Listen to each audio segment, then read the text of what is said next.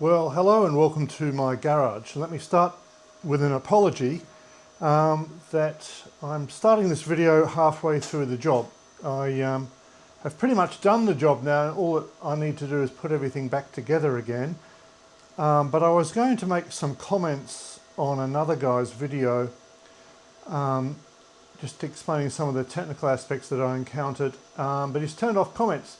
So I think the only way I can do it is to make another little video of my own and make the comments as I go. So I have my MyCoolMan dual zone fridge freezer in front of me, and it's upside down. So that's the bottom normally, and the compressor end is there. So we're looking at it in that orientation. And what it was doing was it was failing to cool one of the compartments properly. It was registering that the temperature was 3 degrees, but in reality it was a lot warmer than that. So it was a different mode of failure to what a lot of people seem to have, where it freezes up. Mine wasn't cooling very well. It was not doing the job properly, even though it was telling me that the set temperature had been reached. The other compartment, the one on this side, worked fine. So that's what made me believe that it must be the thermistors that were the problem. As you can see here, there is only one compressor and one evaporator here, if that's the right term. So they're not completely independent. So assuming that one compartment worked, I thought that that probably exonerated the mechanical side of things, and it was likely to be something to do with the electronics. So that's how I got onto that guy's video about how to do the thermistor change, and so I went ahead and did that. To achieve getting the back of it off, you have to take out that many screws from the side and that many screws from the bottom, which is this part here, once you've got it upside down. Then there is a little P-clip like that that holds the thermistor cables in place. The thermistor cables are down here. I'm hoping you can see that. That's where they go into the compartment. And that P-clip sits just about there, about there maybe, to secure them. And the other thing I did to get access and make access a little easier was this electronics module here sits on the back of the compressor somewhere like that normally, but it secures with 2 screws like that. And I took it off just to make access easier. At the moment I'm waiting for the silicone to dry that holds in the 2 thermistor cables. Just to explain, one thermistor cable goes into about that far into the first compartment, and the other thermistor cable in the separate little channel goes probably about that far to reach the furthest away one. The thermistor cables are both exactly the same length as each other, and what happens is that the manufacturer just bunches up the excess cable that you can see, because here they are in situ and you can see the difference in length. That just gets rolled up and secured with a cable tie in there. So far the job's gone fine. If I had my time again, before I put the silicone in, and it's all too late now and I can't be bothered, but I probably would have run a very thin tube down to the end of each of the conduits, each of the channels that the thermistor sits within, and blown some air through that just to dry it out. Don't think there was any moisture in there, but I've subsequently read that moisture are something that really wrecks thermistors, and that if there is moisture there, I'll probably end up doing the job again at some stage soon. But it's all too late for me. In terms of the age of my machine, you might be able to read that, but there's a component on the board there that tells me that the machine was made in 2021. It's currently March 2026, so it hasn't quite lasted 5 years before failing, which take that as you will.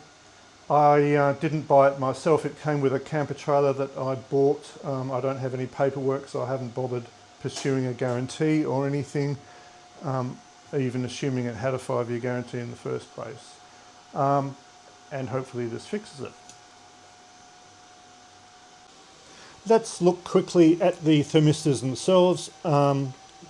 This is one of the ones that came out of my machine just now, and this is the other one. This one is the one that was faulty, and we'll do a little reading on them in a minute, and we can see what the multimeter tells us about the resistance on them. So I don't know how well this is going to focus, but you can see that the thermistors terminate in what is a fairly standard 2.54mm female connector, and that's what plugs into the motherboard over here. You can see right down, if I can get my pointing stick, that is where, that's the one for the right hand compartment, and the one further away is for the left hand compartment. That's where they attach to on the motherboard.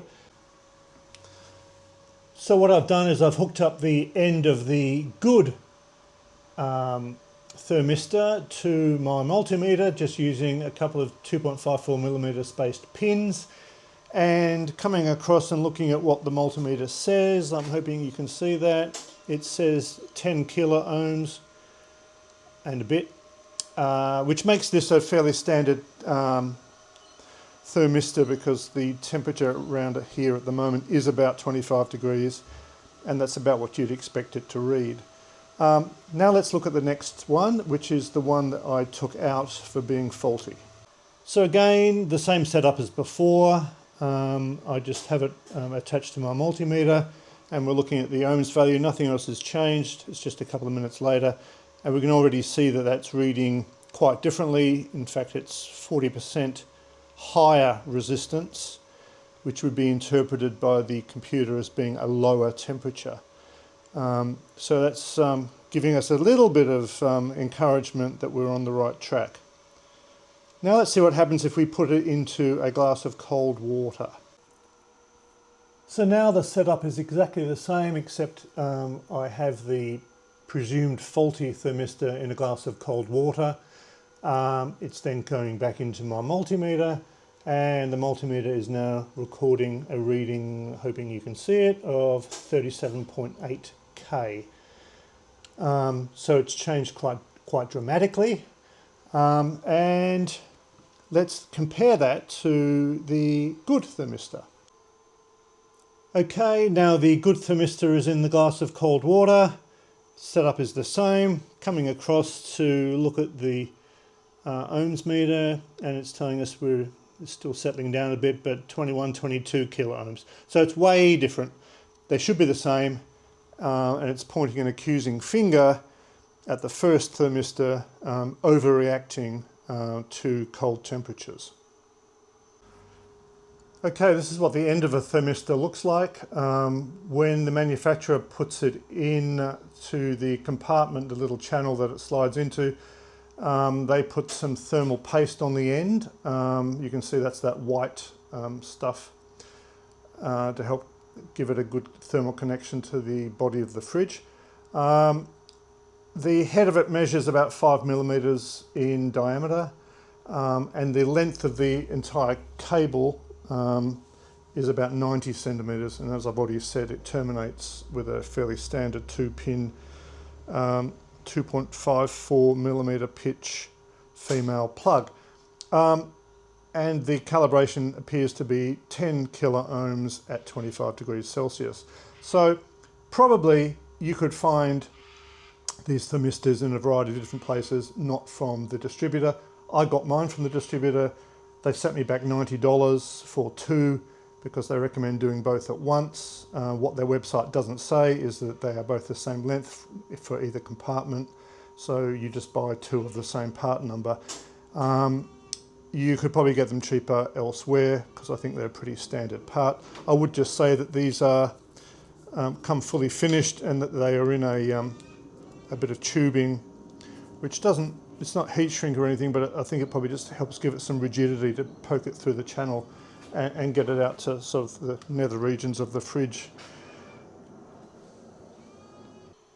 As I mentioned previously, when I opened the fridge up, it had some black gack kind of covering where the cables enter into the compartment where the channels are that take the thermistors to the inside of the fridge. Presumably that black sealant was there either to stop moisture accumulating or air getting in, or maybe to give them some mechanical strength. But either way, I've replaced it with some Sikaflex, which I'm just waiting to dry before I put everything back together again. Just wrapping up now, there's only two more things I really want to say, and that is that by and large it has actually been a pretty okay fridge for us. It's done the job nicely. What I did find though early on was it was a little cantankerous and it would error out. And the error code was for low voltage, even though it seemed to be without rhyme or reason. What I believe I worked it out to being is that the lead that was connected into the caravan's electrics was just not thick enough and was far longer than was necessary. So I would sort of encourage anyone that's getting an error code concerning low voltage to look at the cable that actually goes from the back of your fridge freezer into your caravan or van's or camper trailer's electrics. Because for us that was the culprit. It was way too thin and way too long. So I don't know whether that was the cable that came with it out of the box or whether the previous owner had done something. But when I replaced that with a higher gauge or thicker cable, those problems have just gone away. And that's about it. So if you have a thermistor problem or one of these that seems to be not cooling in one compartment or getting too cool in one compartment, yeah, it's probably the thermistor, and it's probably a fairly straightforward job. And you can probably not even use the distributor's parts. You could probably get them on eBay and have the whole thing turn out pretty well. So that's it from me, and good luck with it. Bye bye.